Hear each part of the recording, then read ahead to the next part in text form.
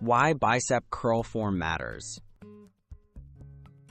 Using proper form during bicep curls is essential for two big reasons: maximizing muscle growth and preventing injury. When your technique slips, other muscles can take over or strain your joints, reducing your gains and risking setbacks. By paying attention to your form, you target the biceps more effectively and make each set count toward your arm-building goals. Common bicep curl mistakes. Many people make avoidable mistakes during bicep curls, even experienced lifters. Swinging the weights, letting elbows flare out, or moving the shoulders all take tension away from the biceps.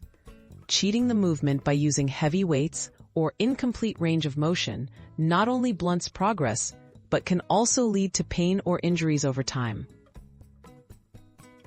How to perfect your curl technique. Start with your feet shoulder-width apart and your core engaged. Stand tall with elbows tucked close to your ribs. Keep your wrists straight and avoid swinging your upper arms or using momentum. As you curl the weight up, focus on squeezing the biceps, then lower slowly and with control. Full range of motion and deliberate reps yield the best results. Choosing the right weight and variation. Selecting an appropriate weight is crucial for proper form. Pick a weight that lets you perform all reps without straining or swinging.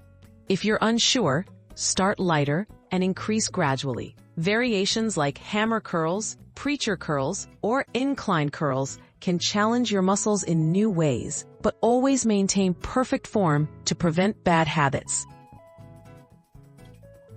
Extra tips for safe, effective arm training. Warm up your arms before heavy curling and consider stretching between sets.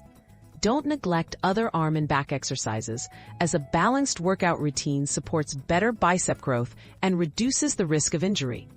Finally, listen to your body.